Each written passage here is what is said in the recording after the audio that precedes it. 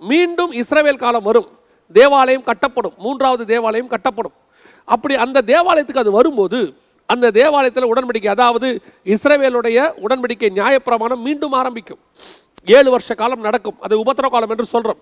அப்படி வரும்போது அந்த உடன்படிக்கையில் என்னென்ன இருக்கும், அந்த பெட்டிக்குள்ளே என்னென்ன இருக்கும் அப்படிங்கிறத நீங்கள் ஆவிக்குரிய விதத்தில் யோசிச்சிங்கன்னா, இனி இஸ்ரவேலர்களுக்கு கற்பலகைகள் மட்டுமே இருக்கும். அவங்ககிட்ட இருந்த மற்ற 2 காரியங்கள் அது உள்ளே இருக்காது. என்ன இருக்காது அப்படின்னு கேட்டிங்கன்னா, ஒன்று ஆரோனின் தளிர்த்த கோல், 2வது மன்னா வைக்கப்பட்ட பொற்பாத்திரம். இது 2ம் காணப்படாது, அங்கே இருக்காது. புறஜாதியார்கிட்ட போயிட்டு திரும்பி வரும்போது அது 2ம் இல்லை. புறஜாதியார காலம் திரும்பி விட்டு இஸ்ரவேலுக்கு அந்த 7 ஆண்டு காலம், அந்த நியாயப்பிரமாண காலம் ஆரம்பிக்கும் போது, ஆலயம் வரும்போது, உடன்படிக்கை அவரோடு வரும்போது அவரிடத்துல 2 காரியங்கள் இருக்காது. முதலாவது ஆரோனின் தளிர்த்த கோல். இந்த ஆரோனின் தளிர்த்த கோல் எதற்கு அடையாளமாக இருக்கிறது அப்படின்னு சொல்லி பார்த்தீங்கன்னு சொன்னால், என்னாகமத்தின் புஸ்தகம் 17ஆம் அதிகாரம் 5வது வசனத்தில் கர்த்தர் தெரிந்து கொள்ளுதலை பற்றி பேசுகிறார். யாரை ஆண்டவர் தெரிஞ்சுக்கிட்டார், ஆசாரியத்துவத்துக்கு யாரை தெரிஞ்சுக்கிட்டாரு அப்படிங்கிறத அங்கே பார்க்கும்போது, என்னாகமத்தின் புஸ்தகம் 17ஆம் அதிகாரம் 5வது வசனத்தில் ஆண்டவர் சொல்கிறாரு, அப்பொழுது நான் தெரிந்து கொள்கிறவருடைய கோல் துளிர்க்கும், இப்படியே இஸ்ரவேல் புத்திரர் உங்களுக்கு விரோதமாய் முறுமுறுக்கிற அவர்கள் முறுமுறுப்பை என்னை விட்டு ஒழிய பண்ணுவேன் என்றார். கர்த்தர் யாரை தெரிஞ்சு கொள்கிறாரோ அவங்களுடைய கோர் துளிர்க்கும். அதோட அர்த்தம் என்ன அப்படின்னு கேட்டிங்கன்னா, இஸ்ரவேலில் ஆண்டவர் லேவி கோத்திரத்தை தெரிந்து கொள்கிறார். லேவி கோத்திரத்தில் ஆசாரியத்துவதற்கு என்று ஆரோனின் குடும்பத்தை தெரிந்து கொள்கிறார். ஆரோனின் குடும்பத்தில் ஆரோனை கர்த்தர் தெரிந்து கொள்கிறார். இந்த தெரிந்து கொள்ளுதனுடைய அடையாளம் தான் தளிர்த்த கோல். இப்போ திரும்பி புறஜாதியார்கிட்ட போயிட்டு வரும்போது இந்த தளிர்த்த கோல் இல்லை அப்படின்னு அர்த்தம் என்னன்னா, தெரிந்து கொள்ளுதல் இஸ்ரவேலை விட்டு போய்விட்டது, தெரிந்து கொள்ளுதல் லேவி கோத்திரத்தை விட்டு போய்விட்டது, தெரிந்து கொள்ளுதல் ஆரோனின் குடும்பத்தை விட்டு போய்விட்டது என்று அர்த்தம். கரெக்டாக நீங்கள் நல்லா வாசிச்சு பாருங்க. ஆரோனுக்கு அப்புறம் நியாயாதிபதிகள் காலம். நியாயாதிபதிகள் காலத்தில் ஏலியோட எல்லாம் முடிவுக்கு வருகிறது. ஏலியின் பசங்கள் மரித்து போகிறார்கள். ஏலியும் அதற்கு பிறகு அந்த ஆசனத்திலிருந்து கீழே விழுந்து மரித்து போகிறான். அதற்கு பிறகு நியாயாதிபதிகள் காலம். அதுக்கப்புறம் பார்த்தீங்கன்னா நியாயாதிபதிகள் ஆளுகை செய்கிறாங்க. அதில் எல்லாருமே வராங்க. சிம்சோன் வராரு, எல்லாருமே எந்த கோத்திரத்துலேருந்து வேணால் வராங்க. யாருமே பார்த்தீங்கன்னா வெறும் லேவி கோத்திரத்துலேருந்து வரல. அப்போ தெரிந்து கொள்ளுதல் லேவி கோத்திரத்தை விட்டு போயிருச்சு. அந்த தெரிந்து கொள்ளுதல் போன பிறகு நியாயாதிபதிகளுக்கு பிறகு ராஜாக்கள் காலம் வருது. ராஜாக்கள் காலத்தில் முதல் ராஜாவாக செலக்ட் பண்ணப்பட்டவர் யாரு அப்படின்னு பார்த்தீங்கன்னு சொன்னால் சவுல். அதற்கு பிறகு ராஜாவாக வந்தவர் தாவீது. இந்த தாவீது யூதா கோத்திரத்தில் இருந்தாலும் அவர் ஏபோத்தை தரித்து கொண்டு நின்றார். அப்படின்னா என்ன அர்த்தம்? அவர் ஆசாரியனும் ராஜாவுமாக நின்றார். இப்போ ஒரு பிரச்சனை வரும்போது அவர் சொல்றாரு, ஏபோத்தை எங்கிட்ட எடுத்துட்டு வாங்க அப்படிங்கிறார். ஏபோத்தை போடுறாரு, கர்த்தரிடத்துல போய் விசாரிக்கிறார். அப்போ அவர் ராஜாவும் ஆசாரியனுமாய் நிற்கிறார். இதான் மெல்கிசேதேக்கின் முறைமை. புறஜாதியார் இடத்துல போய்விட்டு வரும்போது ஆசாரியத்துவம், லேவி கோத்திரத்தினுடைய நியாயப்பிரமாண ஆசாரியத்துவம் முடிவுக்கு வந்து மெல்கிசேதேக்கின் முறைமைத்துவம் ஆரம்பித்து விடும் என்று அர்த்தம். அதுதான் அவர்களை தெரிந்து கொள்ளுதல் போயிருச்சு. உள்ள என்ன இல்லை, கோல் இல்லை. அதனுடைய அர்த்தம் என்ன? தெரிந்து கொள்ளுதல் இஸ்ரவேலை விட்டு போய்விட்டது, தெரிந்து கொள்ளுதல் லேவி கோத்திரத்தை விட்டு போய்விட்டது, தெரிந்து கொள்ளுதல் ஆரோனின் குடும்பத்தை விட்டு போய்விட்டது. இப்போ யாருக்கு வந்துருச்சு? புறஜாதியார் என்று அழைக்கப்பட்ட உங்களுக்கும் எனக்கும் அது வந்துருச்சு. அதனால தான் ஆண்டவர் சொல்றாரு, புறஜாதியாரை நான் தெரிந்து கொண்டேன். இப்போ அவர் என்ன சொல்றாரு? என்னை ஏற்றுக்கொள்ளாத ஜனங்கள், என்னை அறியப்படாதவர்களால் நான் அறியப்பட்டேன். இப்போ நம்மகிட்ட எல்லாமே வந்துருச்சு. இப்போ இந்த தெரிந்து கொள்ளுதல் நம்மகிட்ட வந்திருக்குது. நம்மை விட்டு திருப்பி எங்க போகுது? இஸ்ரவேலுக்கு போக போகுது. திருப்பி 7 ஆண்டு காலம் நியாயப்பிரமாண காலம் வரப்போகுது. இந்த புறஜாதியார் காலம் முடிவடைவதற்கு 2 ஆங்கிள் நீங்கள் பார்க்கலாம். ஒன்று, புறஜாதியாரோட காலம் முடிவடைகிறது, அதனால அது முடியுது. 2வது, புறஜாதியார் காலம் ஏன் முடிவடைகிறது? இந்த இஸ்ரவேலுடைய காலம் ஏன் ஒரு இடைப்பட்ட காலத்தில் நாம் ஏன் உள்ள வந்தோம் அப்படின்னா, தேவனுக்கு பிரியமாக இஸ்ரவேலர்கள் நடக்கவில்லை. ஆகவே இஸ்ரவேலை தள்ளி விட்டு அந்த இடத்துக்கு நம்மளை கொண்டு வந்தார்னு அவர் சொல்றார். இந்த தேவனுடைய ஞானத்தை நான் என்னவென்று சொல்லுவேன்னு பவுல் எழுதுறார். அப்போ அவங்கள தள்ளிட்டு நம்மளை கொண்டு வந்தார். இப்போ திருப்பி அவங்க வராங்கன்னா என்ன அர்த்தம்? அதனுடைய கண்டினியூஷனாக நான் சொல்லுகிறேன், நம்மை தள்ளிவிட்டு புறஜாதியார் காலத்தை முடிவுக்கு கொண்டு வந்து விட்டு இஸ்ரவேல் காலத்தை கொண்டு வர போறார். காரணம், இந்த புறஜாதியார் இஸ்ரவேலர்கள் செய்த எல்லா பாவங்களையும் செய்ய தொடங்கி இருக்கிறார்கள். புறஜாதி சபைகள் நியாயப்பிரமாண காலத்தை விட மோசமான கண்டிஷனுக்கு போயிட்டு இருக்குது. அன்னைக்கு ஏன் இஸ்ரவேலை விட்டு தேவன் வெளியே போனார்? ஏன் ஆசாரிப்பு கூடாரத்தை விட்டு வெளியே போனார்? ஏன் ஆசாரித்துவம் லேவி கோத்திரத்தை விட்டு வெளியே போனது? அப்படியே கொஞ்சம் போய் நியாயாதிபதிகள் புஸ்தகத்தில் வாசித்து பாருங்க. கொஞ்சம் கொஞ்சமாக அந்த ஏலியின் குடும்பத்தில் இருந்து தான் அது அப்படியே மாறுது, சாமுவேலுக்கு வருது. அவன் தான் கடைசி நியாயாதிபதி, அவன் தான் தீர்க்கதரிசி, அவன் தான் ராஜாவை அபிஷேகம் பண்ணுறவன். இன்னும் சொல்ல போனால் ஒரு மத்தியஸ்தன் மாதிரி நியாயாதிபதிகள் காலத்துக்கும் ராஜாக்கள் காலத்துக்கும் அவன் தான் சென்டர் பாயிண்ட். இப்போ இந்த ராஜாக்கள் காலம் வரத்துக்கு என்ன காரணம்? ஆசாரியத்தோட காலத்து முடிஞ்சு போச்சு. நீங்கள் சாமுவேல் புஸ்தகத்தை வாசித்து பாருங்க. இந்த சாமுவேல் புஸ்தகத்தில் தெளிவாக வசனம் சொல்லுது, ஏன் இந்த ஆசாரியத்துவம் முடிவுக்கு வந்து ராஜரீகம் ஆரம்பிச்சிச்சு. நியாயாதிபதிகள் ஆசாரியர்கள் நியாயம் தீர்த்த காலம் முடிஞ்சு ஏன் ராஜாக்கள் கையில் போச்சு? அதுக்கு இஸ்ரவேலர்கள் தேடினாங்க, அது வேற, அது ஒரு பக்கம். இன்னொரு பக்கம் ஏன் தேவன் அனுமதி கொடுக்கிறார்னா, அந்த காலத்தில் 1 சாமுவேல் 3ஆம் அதிகாரம் 1ஆம் வசனம், அந்நாட்களிலே கர்த்தருடைய வசனம் அபூர்வமாய் இருந்தது, பிரதட்சணமான தரிசனம் இல்லை. அன்னைக்கு வசனமே இல்லை, பிரதட்சணமான தரிசனம் கிடையாது, கர்த்தருடைய வசனம் அபூர்வமாய் இருந்தது. இன்னைக்கு எல்லாரும் என்ன சொல்றாங்க, அப்படி இன்னைக்கு நம்ம அப்படி இல்லைங்களே, இன்னைக்கு வசனம் எவ்வளவு இருக்கு, இன்னைக்கு பிரதட்சணமான தரிசனம் பார்க்குறவங்க எத்தனை பேர் இருக்காங்க? எத்தனை தீர்க்கதரிசிகள் இருக்கிறார்கள்? எத்தனை தீர்க்கதரிசிகள் இருக்கிறார்கள்? எத்தனை சரியான தீர்க்கதரிசிகள் இருக்கிறார்கள்? எத்தனை கர்த்தருடைய தீர்க்கதரிசிகள் இருக்கிறார்கள்? இன்னைக்கு உலகம் எங்கும் வசனம் இருக்கு, ஏன் பாவம் பெருகி இருக்கு? நல்லா தெரிஞ்சுக்கொள்ளுங்க. நிறைய ஸ்கூல்ஸ் வருதுன்னா படிக்காதவங்க குறையணும்னு அர்த்தம். அந்த படிப்பறிவில்லாத தன்மை குறைஞ்சி வெறும் படித்தவங்களா உருவாகிருக்கணும். ஏன்னா அவ்வளோ ஸ்கூல்ஸ் இருக்கும் போது நிறைய படித்தவங்க உருவாகிடுவாங்க. அப்போ என்ன அர்த்தம்? நிறைய ஸ்கூல்ஸ் இருக்கும் போது படித்தவங்க வராங்க. அதே மாதிரி இப்போ நிறைய சர்ச்சஸ் உருவாகுதுன்னா நிறைய பரிசுத்தவான்கள் உருவாகணும்னு அர்த்தம். ஆனால் சர்ச்சஸ் உருவாகிட்டே இருக்கு, பாவிகள் தான் அதிகமாகிட்டே போகிறாங்க. எங்கே பரிசுத்தவான்கள்? எங்கே? முன்னாடி இருந்ததை விட கிறிஸ்டியானிட்டி எல்லா தேசத்திலும் குறைஞ்சிக்கிட்டு வருது. சர்வேவே எடுத்து கொடுத்துருக்காங்க, கிறிஸ்தவர்களே கொடுத்துருக்குறாங்க சர்வே, மற்றவங்க கொடுத்த சர்வே கிடையாது. இன்னைக்கு சபைக்கு வர்றது சடங்காச்சாரமாக மாறிடுச்சு. சபையில் என்ன மாற்றம் இருக்கு? நான் சபைன்னு சொல்லுவேன், ஜனங்களை சொல்லுகிறேன். நமக்கு என்ன மாற்றம் இருக்கிறது? இன்னைக்கு தீர்க்க தரிசனமான வசனம், பிரதட்சணமான வசனம் இருக்கிறதா? இருதயத்தை குத்தக்கூடிய வசனம் இருக்கிறதா? அது கொஞ்சம் கொஞ்சமாக நான் சொல்வேன். ஒவ்வொரு காலத்திலும் ஒவ்வொரு சர்ச் பீரியட் இருந்துச்சு. ஆரம்பத்தில் அப்போஸ்தலருடைய காலம், அதற்கு பிறகு ஒரு உபத்திரவ காலம், அதற்கு பிறகு ரோமன் கத்தோலிக்கம் உருவான காலம், அதற்கு பிறகு மார்ட்டின் லூத்தர் அவருடைய புரோட்டஸ்டன்ட்ஸ் உருவான காலம், அதற்கு பிறகு பெந்தகோஸ்தே இயக்கங்கள் உருவான காலம், நடுவில் மிஷனரிகள் காலம். இப்படி நிறைய காலங்கள் இருக்குது. இந்த காலங்கள் மாற்றம் ஏன் வந்தது? கொஞ்சம் யோசித்து பாருங்க. அப்போஸ்தலர் காலம் முடிஞ்சு அவங்கெல்லாம் போன பிறகு உபத்திரவ காலம் ஒன்று வந்துச்சு. உபத்திரவ காலத்தின் முடிவில் சபை ஆசீர்வாதத்துக்கு நேராக போகிறது. ஆசீர்வாதத்துக்கு போகும்போது சபை கொஞ்சம் கொஞ்சமாக சோரம் போக தொடங்கி விட்டது. அப்படி சோரம் போக தொடங்கின பிறகு நல்லா கவனிச்சிங்கன்னா மார்ட்டின் லூத்தரை கர்த்தர் எழுப்புகிறார். ஏன் எழுப்புறாரு? சபை எங்கேயோ மிஸ்டேக் பண்ணிருச்சு, அதுக்கு ரிஃபார்மேஷனுக்கு ஒரு ஆளை கொண்டு வராரு. அப்போ அந்த ரிஃபார்மேஷன் காலம் கொஞ்சம் காலம் வந்துகிட்டே இருந்துச்சு, 100-150 வருஷம். அதற்கு பிறகு ரிஃபார்மேஷன் காலத்திலும் அவர்கள் சபை சோரம் போனதுனால மிஷனரி இயக்கங்களை கர்த்தர் எழுப்புகிறார்.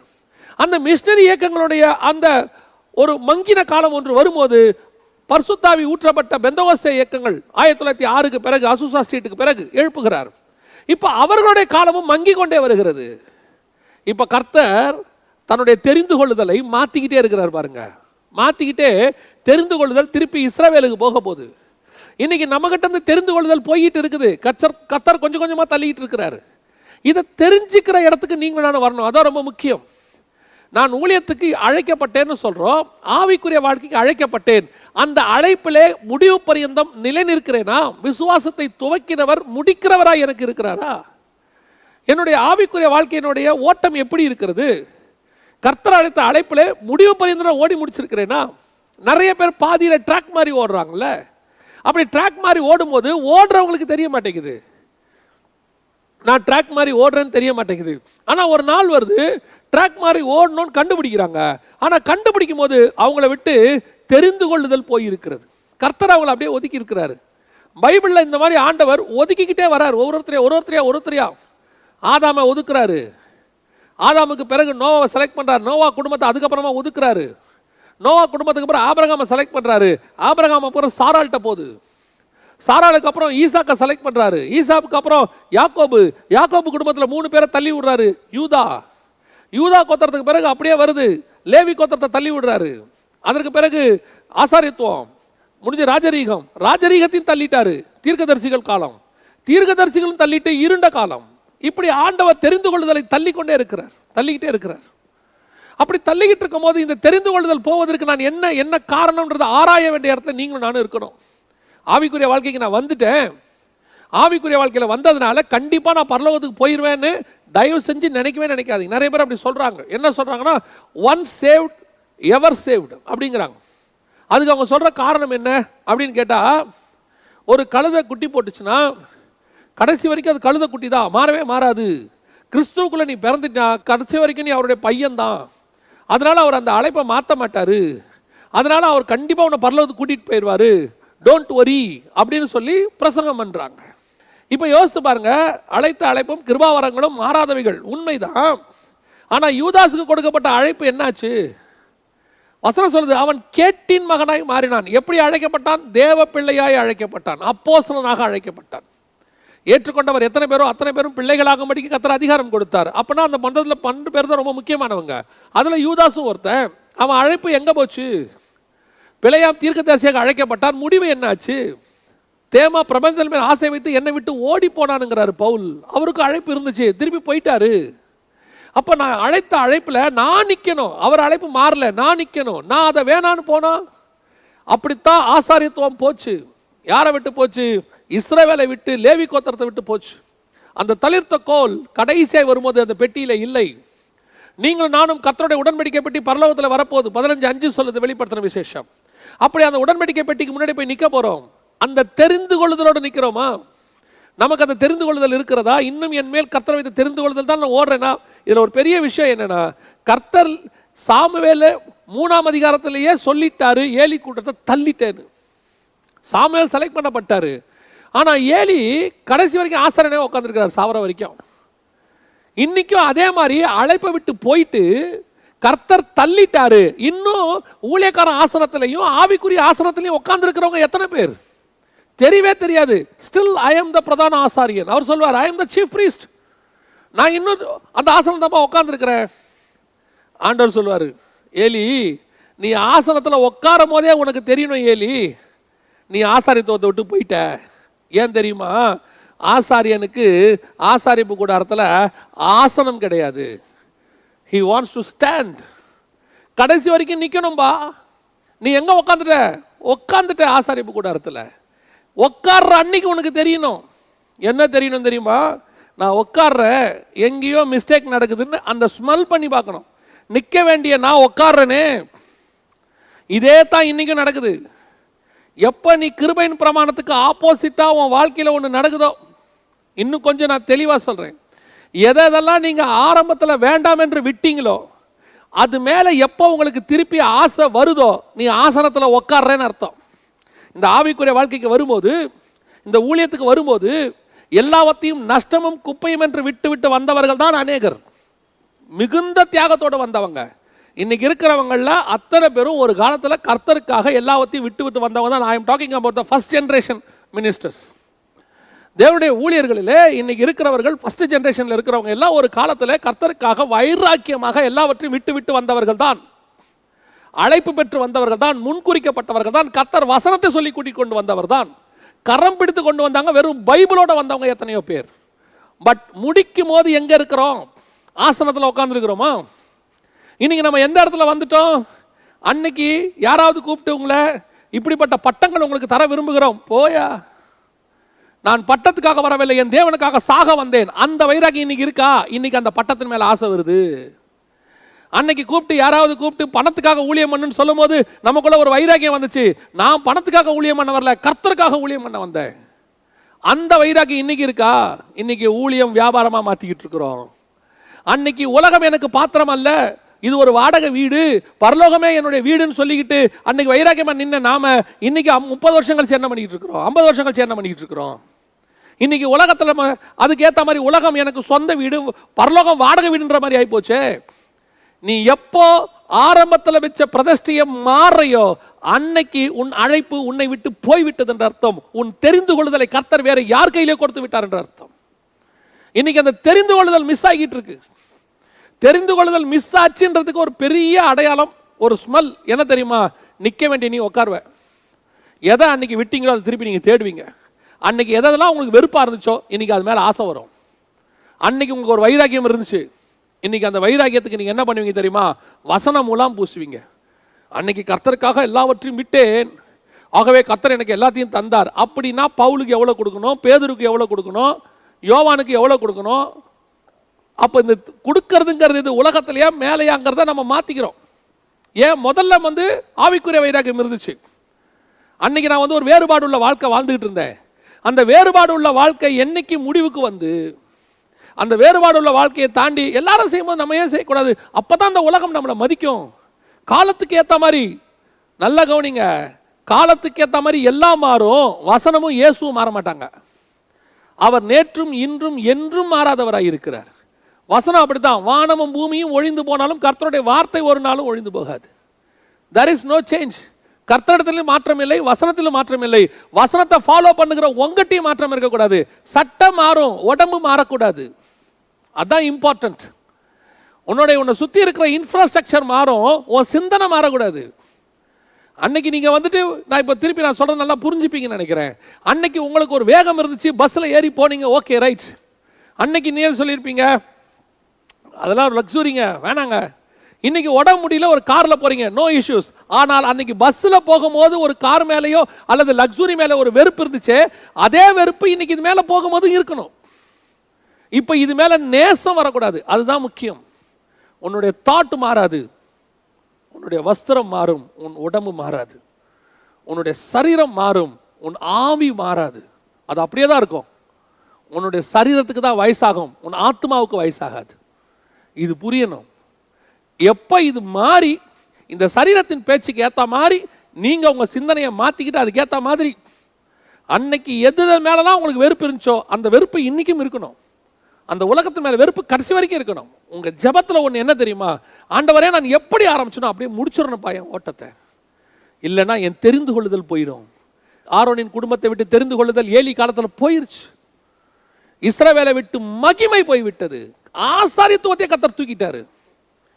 எத்தனை ஊழியங்கள் இன்னைக்கு இருக்கு சொல்லுங்க? எத்தனை ஊழியம் காணாம போச்சு? எத்தனை அந்த ஊழியத்தினுடைய காணாம போனது என்ன? ஆனா சில ஊழியங்கள் இன்னைக்கும் தொடர்ந்து நடக்குது. ஆனா நல்லா சொல்லிக்கொள்ளுங்க, நான் ஊழியங்கள்னு சொல்றதை இன்னைக்கு நிறைய பேர் தப்பா புரிஞ்சுக்கிறாங்க. ஏன்? பவுலுடைய சந்ததி கூட தான் இன்னைக்கு இல்ல, பவுல் பையன் இல்ல, பேரன் இல்ல, அவர் ஊழியம் நடக்குதா? பவுல் ஊழியம் நடக்குது. I am not talking about the genealogy. இன்னைக்கு ஊழியம் தொடர்ந்து நடக்குதுன்னா என்ன சொல்றாங்க? பேரம் பேத்தி பிள்ளைங்க எல்லாம் தொடர்ந்து 4 தலைமுறை செய்றாங்க. அது தொடர்ந்து நடக்கிறது இல்ல. தொடர்ந்து நடக்கிறதுனா என்ன? நான் எனக்கு அப்புறம் என் பையன், என் பையனுக்கு அப்புறம் என்னுடைய பேரன், என் பேரனுக்கு அப்புறம் அவன் பையன், இவங்க எல்லாம் தொடர்ந்து மினிஸ்ட்ரி பண்றாங்க. அப்போ எங்களுடைய ஊழியம் தொடர்ச்சியாக நடக்கிறது இல்ல. இல்ல, அது ஆசாரியத்துவம், நியாயப்பிரமாணம், ஆரோனின் ஃபேமிலி. இது அது இல்ல. உங்க குடும்பத்துல ஆளே இல்லைனாலும் உன் ஊழியம் நடக்கும். உங்களுக்கு அப்புறம் உங்க மினிஸ்ட்ரி நடந்துகிட்டே இருக்கும். ஈவன் தோ உங்களுக்கு ஆள் இருக்காது, உங்களுக்கு கல்யாணமே இருக்காது, குழந்தை கூட இருக்காது. நான் ஃபார் எக்ஸாம்பிள் சொல்றேன். ஒருவேளை கல்யாணம் ஆயிருக்கும், குழந்தை இருக்காது, ஆனா உங்க மினிஸ்ட்ரி நடக்கும் தொடர்ச்சியா. எலியாவின் ஊழியம் எலிசா மூலமாக நடக்கும். எலிசா எலியாவின் பையன் அல்ல, ஆனால் மினிஸ்ட்ரி நடக்கும். அது உங்க பையன் வழியாகவும் நடக்கலாம், எப்படி வேணாலும் நடக்கலாம். ஆனா மினிஸ்ட்ரி நடக்கணும், கடைசி வரைக்கும் நடக்கும். எப்போ? வருகை வரைக்கும் நடக்கணும். தெரிந்து கொள்ளுதல் உன் ஊழியத்தை விட்டு போகாது. ஆரோனின் குடும்பத்தை விட்டு போனா அது நியாயப்பிரமாணம். கிருபையின் பிரமாணத்தில் உன் ஊழியம், மெல்கிசேதேக்கின் முறைமையில் வரக்கூடிய ஊழியம் மிஸ் ஆகாது. உங்களுக்கு அப்புறம் ஒரு ஆள் உருவாகி இருப்பார், அந்த மினிஸ்ட்ரியை தொடர்ந்து நடத்துவார், உங்களை விட நல்லா நடத்துவார். அதுக்கப்புறம் வரவர் அதை விட நல்லா நடத்துவதா இருக்கணும். அந்த தெரிந்து கொள்ளுதல் போகாது. எப்போ? நீங்கள் தேவனுக்குள்ள கரெக்டா இருக்கும்போது. ஏலி சரியா இருந்திருந்தால் ஊழியம் தொடர்ச்சியாக இருந்திருக்கும். ஏலி மிஸ் ஆனதோட விளைவு என்ன தெரியுமா? ஆசாரியத்துவம் குடும்பத்தை விட்டு போச்சு, லேவி கோத்திரத்தை விட்டே போச்சு, கடைசியில இஸ்ரவேலை விட்டே போச்சு. அப்ப பாருங்க, ஒரு தனி மனுஷனுடைய பாவம் என்ன ஆகுது? அந்த குடும்பத்தை விட்டு போகுது, கோத்திரத்தை விட்டு போகுது, நாட்டை விட்டே போகுது. ரொம்ப கேர்ஃபுல்லா இருந்து கொள்ளுங்க. கர்த்தர் உங்களுக்கு கொடுத்திருக்கிறது அருமையான வாழ்க்கை. ஆவிக்குரிய வாழ்க்கையில நீங்க கரெக்டா இருந்தீங்கன்னா, உங்க ஆவிக்குரிய வாழ்க்கையில உங்களுடைய சந்ததிகள் மாத்திரமல்ல, உங்கள் மூலமாக உருவாக்கக்கூடிய ஆவிக்குரிய சந்ததிகள், நீங்க தப்பு செய்யறதுனால அதுக்கப்புறம் உங்க பிள்ளைகள் தவறக்கூடும். எத்தனையோ ஊழியருடைய பிள்ளைகிட்ட நான் பேசுறேன், என்கிட்ட பேசிட்டு இருப்பாங்க, அங்கிள் நான் மினிஸ்ட்ரிக்கு வரமாட்டேன் அங்கிள். நான் எப்பவுமே சொல்றது, என்கரேஜ் பண்றது என்னன்னா, எல்லா ஊழியருடைய பிள்ளையும் ஊழியத்துக்கு வரணும். ஏன் தெரியுமா? அவர் ஊழியத்தை தொடர்ந்து செய்யறதுக்கு இல்லை, அவனுக்கு ஒரு அழைப்பு இருக்கும். எல்லாரும் ஊழியக்காரன் ஆகணும் தான் கர்த்தருடைய திட்டம். ராஜாக்களும் ஆசாரியனுமாய் அழைக்கப்பட்டோம். ஈச் அண்ட் எவ்ரிபடி, எல்லா விசுவாசியும் ஊழியக்காரனால் நலமாயிருக்கும். இந்த உலகமே ஊழியக்காரர்களால் நிரம்பினால் நலமாயிருக்கும். அதுதான் ராஜரீக ஆசாரியத்துவம். நிறைய ஊழியக்காரன் பசங்களே வர மாட்டேங்கிறாங்க. ஏன் வர மாட்டேங்கிறாங்க? ஐயோ, எங்கள் அப்பாவை பார்த்துட்டேன், எங்கள் வீட்டை பார்த்துட்டேன், இதுக்கு மேலே இந்த மினிஸ்ட்ரிக்கு நான் வரமாட்டேன், அதுக்கு நான் உலக பிரகாரமாக வேலை செஞ்சுட்டு போயிடுவேன். ஏன்? ஒரு டாக்டருடைய பையன் டாக்டர் ஆகணும்னு ஆசைப்பட்றான், ஒரு இன்ஜினியர் பையன் இன்ஜினியர் ஆகணும்னு ஆசைப்பட்றான். ஆனால் ஒரு ஊழியக்காரன் பையன் இன்னொரு ஊழியக்காரன் ஆகணும்னு ஆசைப்படுறது இல்லை. இன்னைக்கு என்ன காரணம்? You are the role model. ஒரு ஆவிக்குரிய வாழ்க்கையில் இருக்கிற நீ, நான் ஒரு ஊழியக்காரங்களை பற்றி மட்டும் பேசல, ஆவிக்குரிய வாழ்க்கையில பற்றி பேசுகிறேன். உங்கள் ஆவிக்குரிய வாழ்க்கையில் உங்களை பார்த்த உங்கள் பையன் எப்படி, உங்கள் பார்த்த உங்கள் பொண்ணு எப்படி தேவனை விட்டு தூரம் போகுது. நீங்கள் வாழ்கிற வாழ்க்கையை பார்த்தா அவனுக்கு ஒரு வைராக்கியம் வரணும். எங்கள் அப்பா மாதிரி நான் வாழணும், எங்கள் அம்மா மாதிரி வாழணும். எங்கள் அம்மா வாழ்கிற அந்த ஜப வாழ்க்கை, எங்கள் அப்பா வாழ்கிற அந்த வேத வாசிப்பு, எங்கள் அப்பாக்குள்ள இருக்கிற அந்த ஆவிக்குரியதான தாகம் எனக்கு வேணும்னு அவனுக்கு அது மேலே இன்ட்ரெஸ்ட் வரணும்.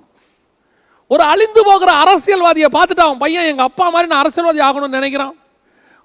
ஹெவன்லி கவர்மெண்ட்டுக்கு செலக்ட் பண்ணப்பட்ட நீங்களும் நானும், நம்ம பிள்ளைகள் நம்மளை பார்த்து அந்த வைராக்கியம் வருதா? நம்மளை பார்த்து பின்மாற்றம் அடைகிறாங்க பிள்ளைகள். ஏலிக்கு அப்புறம் அவன் கோத்திரம் இல்லை, ஆசாரித்துவம் போய்விட்டது, தெரிந்து கொள்ளுதல் போய்விட்டது. இன்னைக்கு அதான் நடந்துட்டு இருக்குது. Be careful.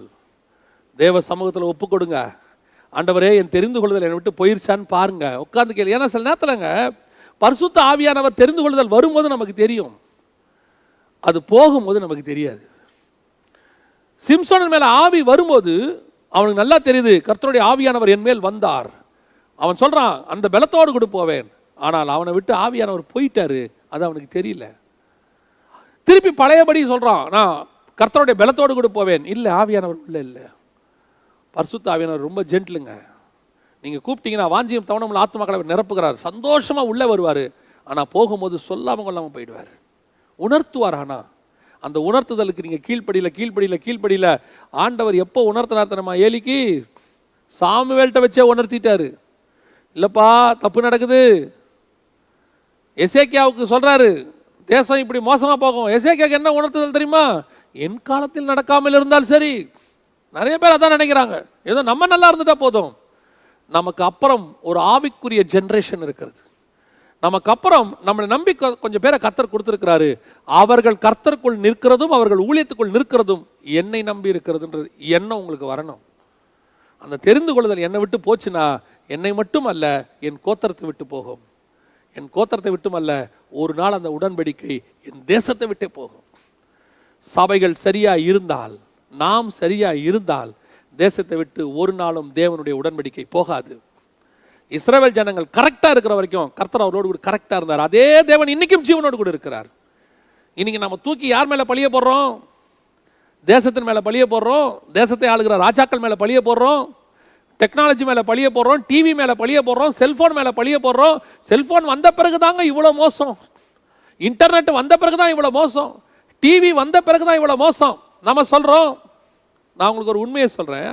அகழ்வாராய்ச்சியில் எகிப்தை ஒரு நாள் தோண்டின போது they found out a restaurant. அவர்கள் ஒரு சாப்பிடுகிற அந்த ஹோட்டல் மாதிரி ஒரு ரெஸ்டாரண்ட் அவங்க கண்டுபிடிச்சாங்க அகழ்வாராய்ச்சியில். ஆச்சரியப்பட்டாங்க. அகழ்வாராய்ச்சி புஸ்தகத்தில் அது இருக்குது.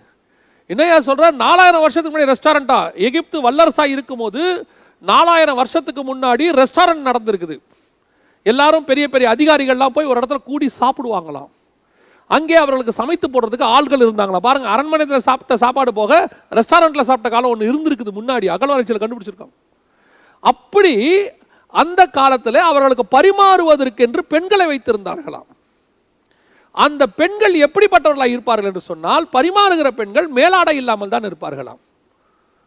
இன்னும் அவ்வளோ மோசமான நாட்டுக்கு நம்ம இன்னும் வரல பாருங்க. அவ்வளோ மோசமான ஒரு பாவமான உலகத்துக்குள்ள நம்ம இன்னும் வரல. இன்னைக்கு நம்ம இன்னும் கொஞ்சம் கல்ச்சர்டாக தான் இருக்கிறோம் பாருங்களேன். நம்ம பழியத்துக்கு என்ன போடுறோம்? செல்போன் மேலே போடுறோம். 4000 வருஷத்துக்கு முன்னாடியே உலகம் கெட்டது தாங்க, மோசமான உலகம் தான். அந்த எகிப்தில் தான் மோசே என்கிற ஒரு நல்லவன் இருந்தான். அந்த எகிப்துக்கு தான் கர்த்தர்க்கென்ற ஒரு வைராகியம் என்ற ஊழியர். அவன் ஒருவன் 6 லட்சம் புருஷனுக்கு விடுதலையை கட்டளையிட்டான் பாருங்க. அதுதான் நான் சொல்ல வரேன் உங்களுக்கு. நாம கரெக்டா இருந்தா 6 லட்சம் புருஷர்களுக்கு நாம் ரட்சகர்களாக மாறுவோம். நம் தெரிந்து கொள்ளுதலை கடைசி வரைக்கும் கரெக்டாக பார்க்கணும். இன்னைக்கு நம்ம தூக்கி யார் மேலே பழிய போட்டுக்கிட்டு இருக்கிறோம்? சட்டங்கள் மேலே பழிய போட்டுக்கிட்டு இருக்கிறோம். சட்டத்தை இப்படி ஆக்கி விட்டாங்க, இனி எல்லா பாவமும் கட்டிருக்க போது ஓரின சேர்க்கை ஓகேன்னு சொல்லிட்டாங்க, என்ன வேணாலும் பண்ணட்டும். சோதோம் குமாரில் சட்டம் போட்டான் ஓரின சேர்க்கை ஓகேன்னு சொல்லி. செல்போன் மேலே பழிய போட்டுக்கிட்டு இருக்கிறோம், டிவி மேலே பழிய போட்டுட்டு இருக்கோம். எது மேலேயும் பழி போடாதீங்க, பழி சபை மேல் தான் இருக்கிறது. நாம சரியா இருந்தா அந்த தேவன் நம் நிமித்தம் தேசத்தை சரியாய் வைப்பார். ஈவந்தோ நீ எந்த தேசத்தில் இருந்தாலும். சிலர்லாம் சொல்றாங்க அமெரிக்காவை திருத்தவே முடியாதுங்க, அவ்வளோதான். யார் சொன்னா? நியாய தீர்ப்புக்கு முந்தின நாளில் நிற்குது நினிவே. நியாய தீர்ப்புக்கு முந்தின நாள், நாளைக்கு நியாய தீர்ப்பு சொல்லிட்டார் யோனா கிட்ட, மொத்தத்தையும் க்ளோஸ் பண்ண போற போய் சொல்லுன்ட்டாரு. நியாய தீர்ப்புக்கு முந்தின நாள். ஆனால் அந்த முந்தின நாள் பண்ண ஜபம் நினிவேயை காப்பாத்திருச்சு. காட் எப்பவுமே என்ன விரும்புறாரு தெரியுமா? லாஸ்ட் மினிட் வரைக்கும் அவர் வெயிட் பண்றாரு. ஜனங்கள் மனம் திரும்புவார்களா? அவர் காப்பாற்ற தான் விரும்புறாரு, அழிக்க விரும்பவில்லை. அதை தான் திருப்பி நான் உங்களுக்கு சொல்றேன்.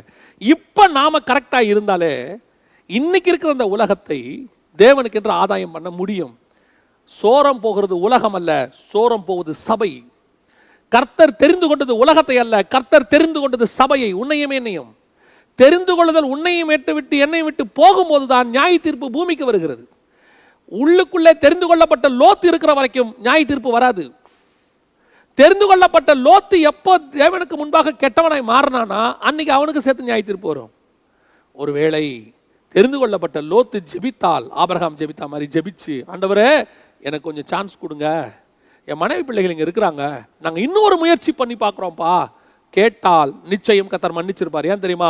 அவன் கேட்டான்னு சோவாரை விடுறாரு. உன் நிமித்தம் நான் சோவாருக்கு ஒன்றும் தீங்கு வராதபடிக்கு பார்த்துக்கிறேன் போங்கிறாரு. அவன் ஜெபத்தை ஆண்டவர் கேட்டிருப்பாரு. இன்னைக்கும் ஒன்றும் இல்லை, தெரிந்து கொள்ளுதல் உங்ககிட்ட இருக்குதா? உன் ஊழியத்தை கூட்டிகிட்டு வந்தார், உன்னை கரம் பிடிச்சு கூட்டிகிட்டு வந்தார், தெரிந்து கொள்ளுதல் மிஸ் ஆயிடுச்சான்னு மட்டும் பார்த்துக்கோங்க. இந்த செல்ஃப் செக்அப் டெய்லி இருக்கணும், டெய்லி இருக்கணும். ஏங்க டெய்லி தெரிந்து கொள்ளுதல் போகுமா? என்னைக்கு தன்னை விட்டு ஆவி போச்சுன்னே சிம்சனுக்கு தெரியல. அவன் செஞ்சுட்டே இருக்கான், நான் செஞ்சிட்டே இருக்கிறேன்.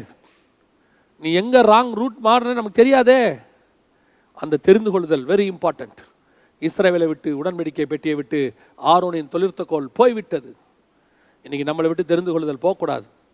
ரெண்டாவது, அந்த பெட்டிக்குள்ள இருந்த மிக முக்கியமான ஒரு விஷயம், யாத்ராகமத்தின் புஸ்தகம் 16ஆம் அதிகாரத்தில் மன்னாவை குறித்து கர்த்தர் சொல்லுகிறார். எபிரேயர் 9:4 அதில் மன்னா வைக்கப்பட்ட பொற்பாத்திரம் இருந்ததுன்னு சொல்லப்பட்டிருக்கு. இந்த மன்னா யாரு? இந்த மன்னா யாரு? இந்த மன்னா எப்படி அவங்களை விட்டு போச்சு? அதான் ரெண்டாவது ரொம்ப முக்கியம்.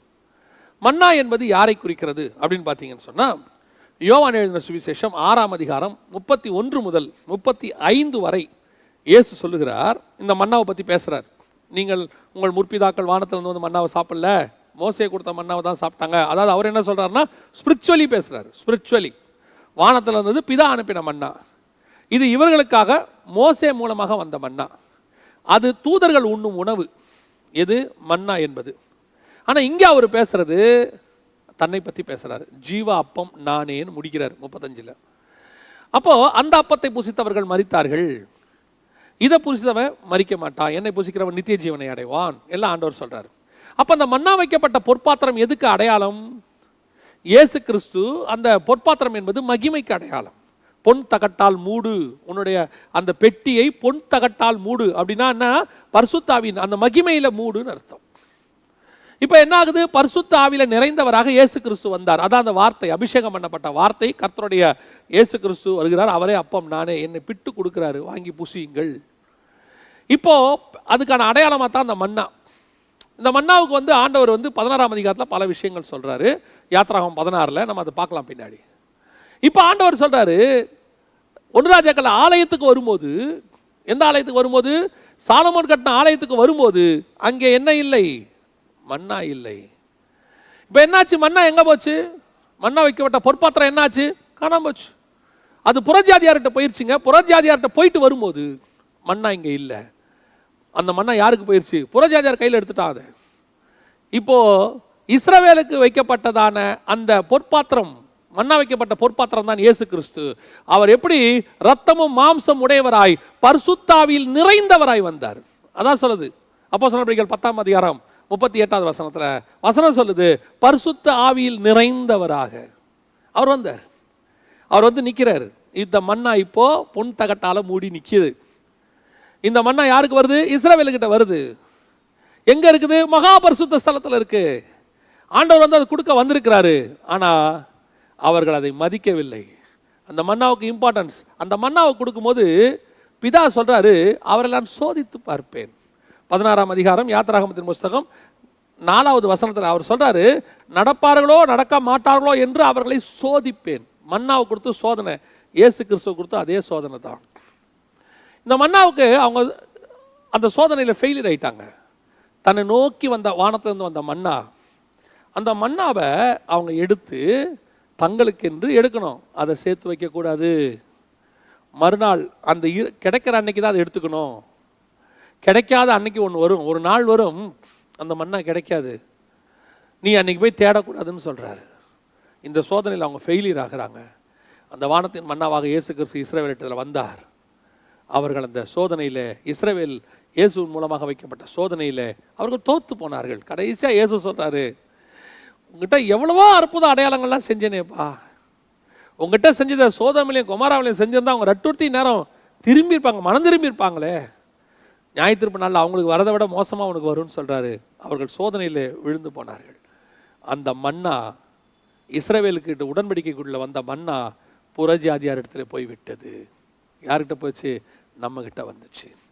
இன்னைக்கு அவர் சொல்றாரு, இயேசு சொல்றாரு வெளிப்படுத்தின விசேஷத்தில், ஜெயம் கொள்ளுகிறவன் எவனோ அவனுக்கு மறைவான மன்னாவை கொடுப்பேன்.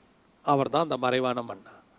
அவங்க பொன் தகட்டில், பொன் கிண்ணத்தில் வைக்கப்பட்ட, பொற்பாத்திரத்தில் வைக்கப்பட்ட மன்னா அது. இயேசு கிறிஸ்து மகிமையில் மூடி வந்தார். இது யார் தெரியுமா? மறைவான இயேசு கிறிஸ்து, இது வரைக்கும் வெளிப்படாத இயேசு கிறிஸ்து. ஜெயம் கொள்ளுகிறவன் எவனோ, இந்த இயேசு கிறிஸ்து இது வரைக்கும் பார்த்ததில்லை. எப்படி பார்த்ததில்ல? நியாயாதிபதியாய் பார்த்ததில்ல, கிருபையும் இரக்கம் நிறைந்தவராய் பார்த்துருக்குறாங்க. அன்னைக்கு ரத்தமும் மாம்சத்தில் பார்த்தாங்க, ஆவியில் அவரை பார்த்ததில்லை. அப்படி ஒரு மறைவான மன்னா ஒன்று வரப்போகுது, நமக்கு வரப்போகுது, ஆண்டவர் நமக்கு தரப்போறாரு. அவர்கள் அந்த சோதனையில் தோற்றார்கள்.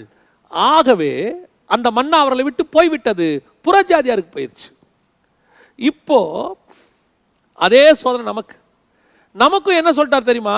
ஜெயம் கொள்ளுகிறவன் எவனோ அவனுக்கு தான் அந்த மன்னா, வரப்போற மன்னா, மறைவான மன்னா. இப்போ இஸ்ரவேலர்கள் எதனால் எழுந்து போனார்கள்? ஒரு சோதனையில் எழுந்து போனார்கள். இன்னைக்கு நமக்கும் இந்த உலகம் ஒரு சோதனை. அதில் அவங்க என்ன செய்யக்கூடாது? அந்த மன்னாவை அவர் வச்ச டெஸ்ட் என்ன? சேர்த்து வைக்கக்கூடாது. இப்போ நமக்கும் அதே தான் டெஸ்ட்டு.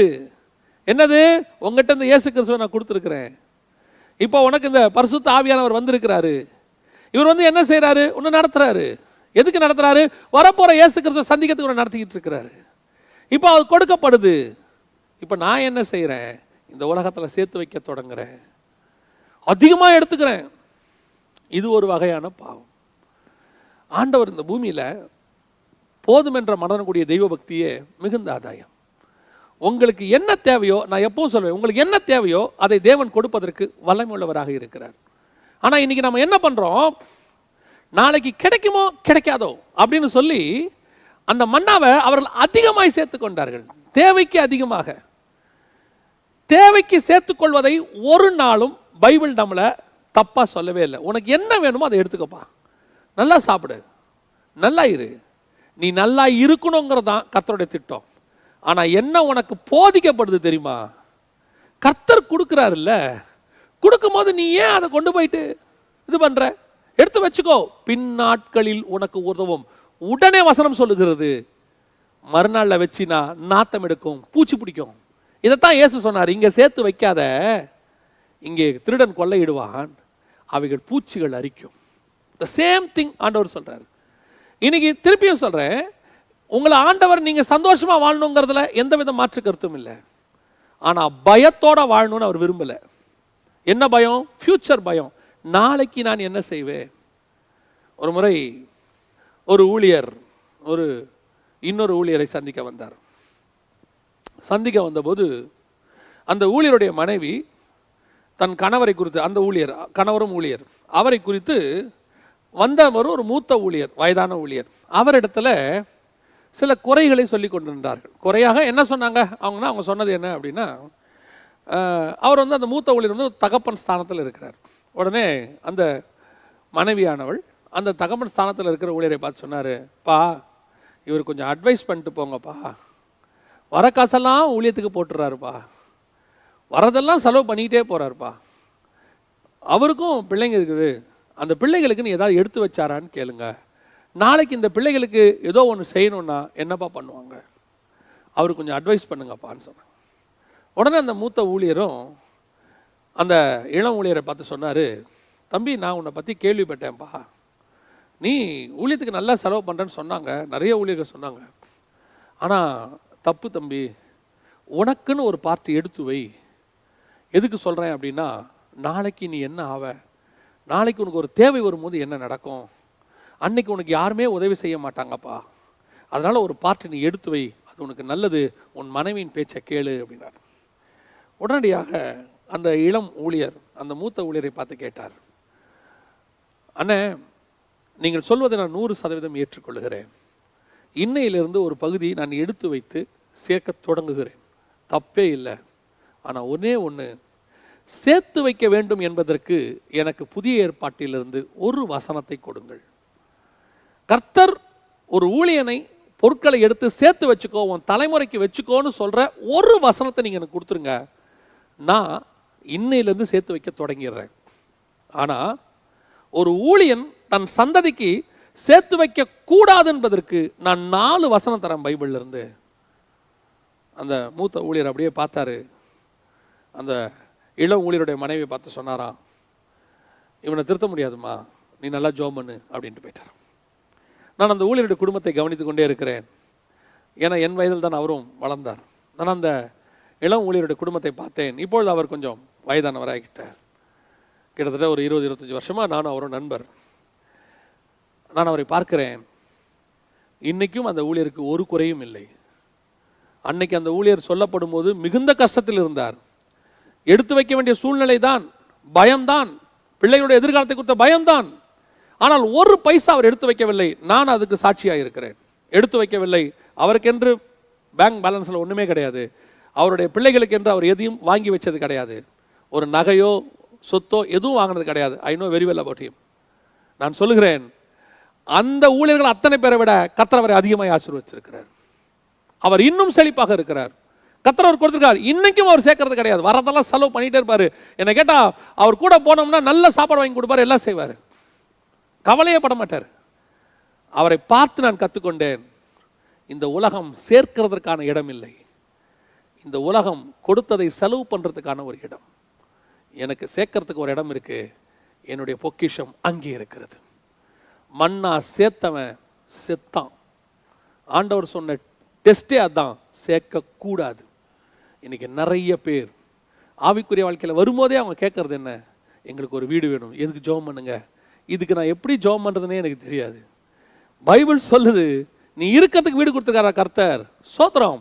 உங்களுக்கு சொந்த வீடு கொடுக்குறாரா, சோத்திரம், வச்சுக்கோங்க. கேட்காதீங்க.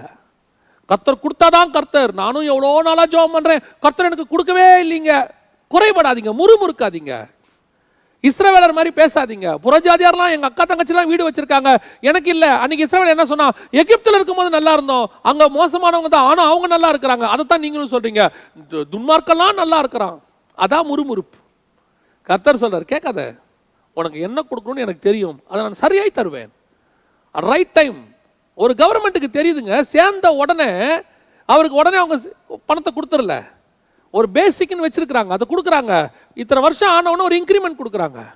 அடுத்து வரும்போது ஒரு ப்ரொமோஷன், அடுத்து ஒரு இன்க்ரிமெண்ட், அடுத்து ஒரு ப்ரொமோஷன் கொடுத்துட்டே போறாங்க. முடியும் போது அவங்க நல்லா தெரியுது, இவர் இத்தனை வருஷம் ஒர்க் பண்ணாரு, எக்ஸ்பீரியன்ஸ் கை, இவரை கனப்படுத்தி அனுப்பணும்னு ஒரு உலக கவர்மெண்ட்டுக்கே தெரியுமானால் ஹெவன்லி கவர்மெண்ட்டுக்கு தெரியாதா உங்களை என்ன எப்படி அனுப்பணும்னு, எப்படி கூட்டிட்டு போகணும்னு தெரியாதா? இன்னைக்கு எல்லாருக்கும் ஆசை, அள்ளி போட்டுக்கிறாங்க, அள்ளி போட்டுக்கிறாங்க. ஒரு நாள் இயேசுநாதர் சொல்றாரு, உலகத்தின் அதிபதி அவன் என்னிடத்துல வருகிறான், அவனுக்கு என்னிடத்துல ஒன்றும் இல்லை. அக்கவுண்ட்ஸ் கிளியரா இருக்குப்பா, அக்கவுண்ட்ஸ் கிளியரா இருக்கு, என்கிட்ட ஒண்ணுமே கிடையாது. இன்னைக்கு அக்கவுண்ட்ஸ் என்ன இருக்குமோ, வரி ஏய்ப்பு நடத்தியிருப்பாரோ அப்படின்னு டவுட் வருது எல்லாருக்கும். உலகத்துக்கு நம்மளை பார்த்தா ஒரு டவுட் வருது, இந்த ஆள்கிட்ட நிறைய இருக்குமோ, செக் பண்ணி பார்த்துருவோம், செக் பண்ணி பார்க்குறாங்க நம்மள.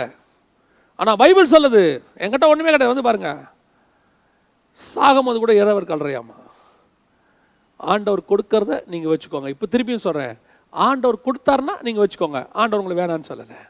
ஆனால் எடுத்து மறைச்சி வச்சுக்காதீங்க, எடுத்து எதிர்கால பயத்தில் சேர்த்து வைக்காதீங்க. இன்னைக்கு நடத்தின தேவன் உன்னை முடிவு பரியந்தம் நடத்துவதற்கு வல்லமை உள்ளவராக இருக்கிறார். உன்னை பிறக்கும் போது காப்பாற்றின ஆண்டவர் சாகிற வரைக்கும் காப்பாற்றுவார். உங்களை பிறக்க வச்சது அவர் தானே, உங்கள் மரணத்துக்கு அப்புறம் உங்கள் ஆத்மாவை கொண்டு போகிறதும் அவர் தானே. அவருக்கு இல்லாத அக்கறையா உங்கள் மேலே உங்களுக்கு கர்த்தர் பார்த்துப்பார். ரெண்டாவது, மன்னாவுடைய சோதனை என்ன தெரியுமா? அவர்கள் குறைவாக எடுத்தார்கள். அவருடைய அர்த்தம் என்ன தெரியுமா? ஆண்டவர் உனக்கு வானத்திலிருந்து வார்த்தைகளை கொடுக்கிறார். ஒரே மண்ணாக்கு 2 டைமென்ஷன். வானத்திலிருந்து வார்த்தையை கொடுக்கிறார். அந்த வார்த்தையை நீ உட்கொள்ள வேண்டும் என்று விரும்புகிறார். இன்னைக்கு ஜனங்களுக்கு கர்த்தருடைய வார்த்தை கசப்பு. கர்த்தருடைய வார்த்தை எடுக்கும்போது போதும். ஒரு காலத்தில் காலையிலேருந்து சாயங்காலம் வரைக்கும் ஜனங்க உட்காந்து வசனம் கேட்பாங்க. 3 நாள் கேட்பாங்க, இரவும் பகலும் கேட்பாங்க. இன்னைக்கு டைம் ஃபிக்ஸ் பண்ணுறாங்க, 40 மினிட்ஸ். ஏன்பா? சைக்கலாஜிக்கலி 40 மினிட்ஸ்க்கு அப்புறம் கேட்க முடியாது பாருங்க. ஸ்கூல்ஸ்லேயே அப்படி தான் வச்சிருக்கான். ஸ்கூலில் பாடம் நடத்துகிறவர் மாம்சத்தில் நடத்துகிறார், இங்கே பாடம் நடத்துகிறவர் ஆவியில நடத்துகிறார். பரிசுத்த ஆவியானவர் பேசினா 3 நாளும் கேட்பாங்க. இன்னைக்கு குறைவாக எடுக்கிற ஒரு கூட்டம், போதும் 40 மினிட்ஸ் போதும் மெசேஜுக்கு. ஒரு சர்ச்சில் சொன்னாங்க 20 மினிட்ஸ் மெசேஜ் போதும் 20 மினிட்ஸ்க்கு மேலே யாரும் கேட்க மாட்டாங்க. யார் சொன்னா கேட்க மாட்டாங்கன்னு. ஒரு சில வருஷங்களுக்கு முன்பாக, நான் சொல்லுகிற ஒரு 7-8 வருஷத்துக்கு முன்பாக ஸ்ரீலங்கா தேசத்துக்கு ஊழியத்துக்கு போயிருந்தோம். இந்த ஊழியத்தில் காலையில் 10 மணிக்கு ஆரம்பிப்பாங்க. அது ஒரு கிராமம், யாழ்ப்பாணம் பக்கத்தில் ஒரு கிராமம். 10 மணிக்கு ஆரம்பிப்பாங்க. அப்போல்லாம் பயங்கரமான வாகன வசதிகள்லாம் கிடையாது. 10 மணிக்கு ஆரம்பிப்பாங்க, 3 மணிக்கு முடிப்பாங்க. அந்த சபையாரால் எல்லாருக்கும் ஆகாரம் கொடுக்க முடியாது. ஏன்னா அவங்களோட நிலைமை அப்படி, ஆகாரம் கொடுக்க முடியாது. அவர்களால் ஒரு டீ கொடுக்க முடியும். 10 ஆரம்பிச்சு 10:30க்கு கையில் கொடுப்பாங்க. 10:30 12:30 மணி வரைக்கும் 2 மணி நேரம் மெசேஜ். திருப்பி 12:30 1 மணி வரைக்கும் பிரேக். 1 மணிலேருந்து 3 மணி வரைக்கும் மெசேஜ். 4 மணி நேரம் மெசேஜ். நடுவில் ஒரே ஒரு டீ. முடிஞ்ச உடனே ஒரு டீ தருவாங்க, சாப்பிட்டு வீட்டுக்கு போயிடணும். சாப்பாடு கிடையாது. 3 நாள் மீட்டிங். கர்த்தருக்கு முன்பாக சொல்லுகிறேன், 4 மணி நேரமும் ஜனங்கள் உட்காந்து வசனம் கேட்டார்கள். உட்காந்து வசனம் கேட்டாங்க. அந்த வசனத்தை கேட்க 110 கிலோமீட்டர்லேருந்து சில குடும்பங்கள் வந்திருந்தது. அவங்க சொன்னாங்க, நாங்கள் ஒரு காலத்தில் சிடியில் பார்த்தோம் பாஸ்டர், நேரில் கேட்க வாய்ப்பு இல்லை. சொன்னாங்க, நான் கேட்டேன் 110 கிலோமீட்டர் எப்படி வந்தீங்க? நாங்கள் காலையிலே புறப்பட்டுருவோம், பஸ்ஸை பிடிப்போம், 3 hours ட்ராவல் பண்ணுவோம், வந்துடுவோம்.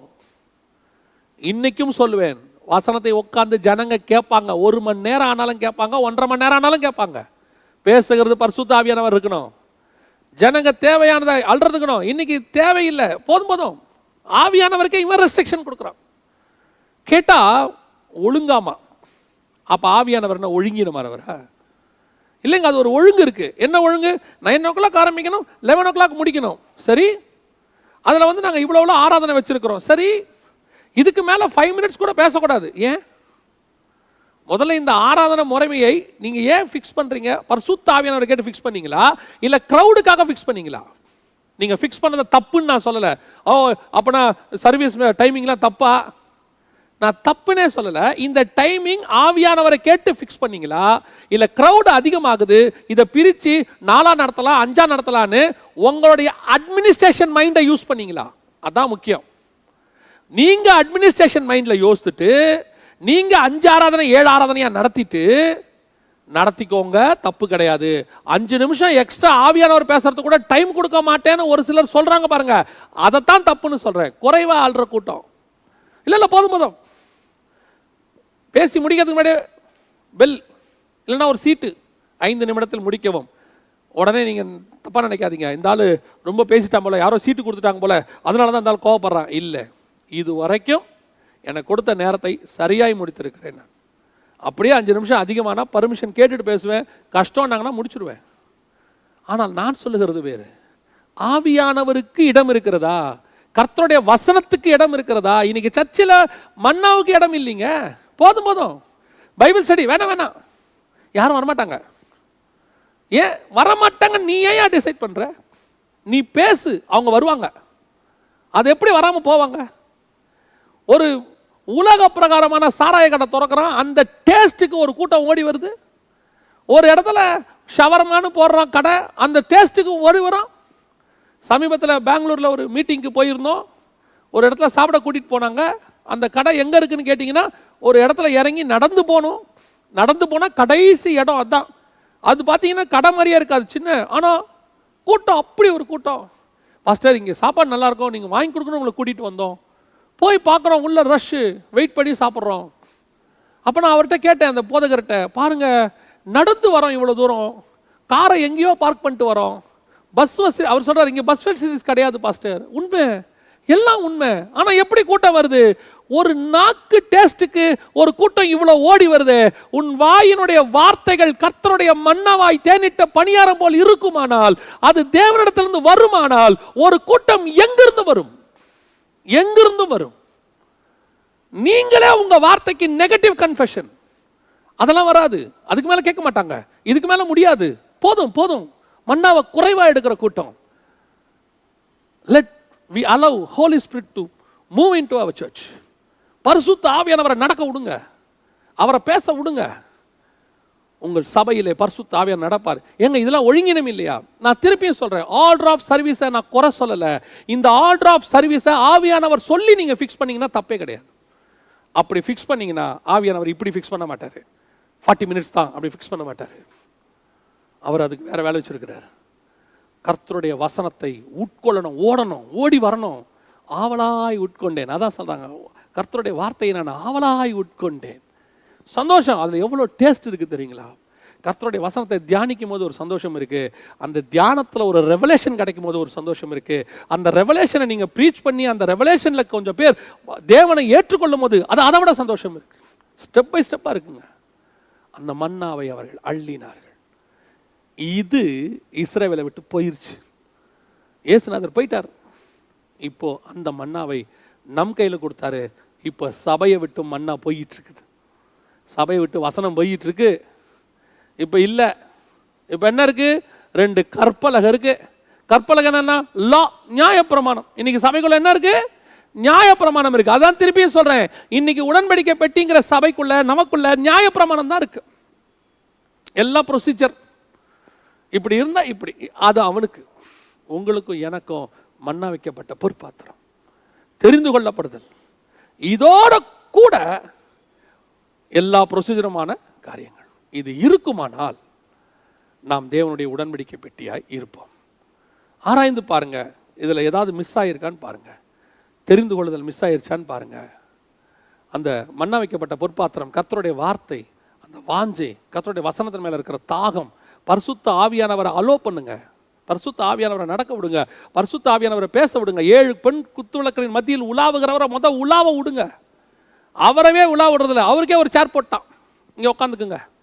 இல்லைப்பா நான் ஆலயத்தில் உலாவர்னு இருக்கு, இல்லை நாங்கள் புல்பீட்டில் உங்களுக்கு ஒரு நடுவில் சேர் போட்டிருக்கோம், நீங்கள் அந்த சேரில் உட்காந்துக்கோங்க. உலாவுகிற தேவனுக்கு எதுக்குப்பா சேர் சர்ச்சில்? இன்னைக்கு அப்படி ஆயிடுச்சு. உலாவுகிற தேவனுக்கே சேர் போட்டாச்சு. இன்னைக்கு என்ன நடக்குது? தேவன் உலாவறதில்ல, எங்கேயோ உட்காந்துருக்காரு. இன்னைக்கு வசனம் இல்லை.